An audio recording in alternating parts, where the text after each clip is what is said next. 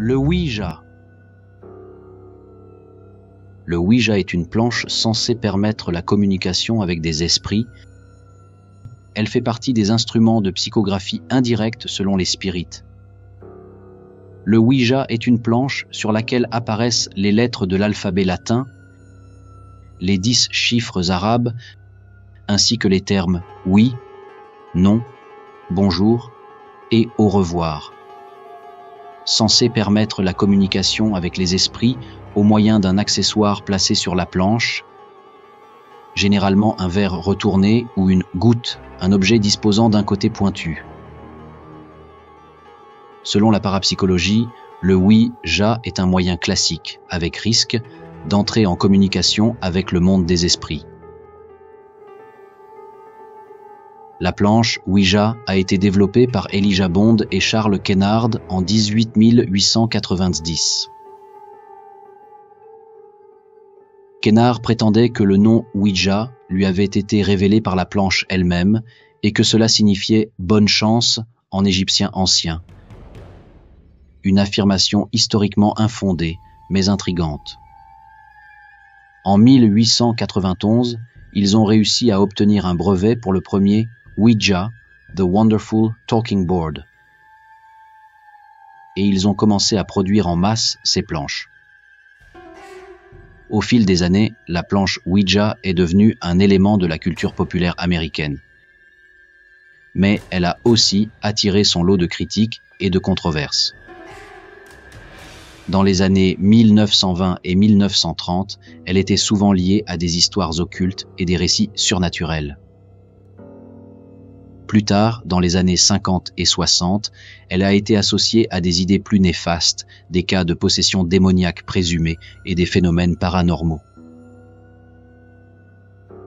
En 1948, Kate et Margaret Fox, deux sœurs qui habitaient à Hydesville aux États-Unis, parvinrent à établir le contact avec un présumé esprit, et les conversations qui s'ensuivirent furent à l'origine d'un véritable mouvement de mode, donnant ainsi naissance au spiritisme moderne. Soudain, le monde entier se passionnait pour la communication avec l'au-delà, amenant de nombreuses personnes à se découvrir, à tort ou à raison, des dons de médiumnité. La planche Ouija, bien qu'enracinée dans le spiritisme, a également piqué la curiosité de la communauté scientifique. Les chercheurs ont exploré son fonctionnement sous l'angle de la psychologie et des sciences cognitives, offrant ainsi des explications rationnelles aux phénomènes observés lors des séances de Ouija. Une étude menée par l'University of British Columbia a utilisé la planche Ouija pour avancer l'état des connaissances sur la cognition inconsciente. La communauté scientifique reste sceptique quant à la capacité de la planche Ouija à communiquer réellement avec les esprits. Toutefois, elle reconnaît l'importance de la planche Ouija comme outil d'étude des phénomènes psychologiques et des croyances humaines.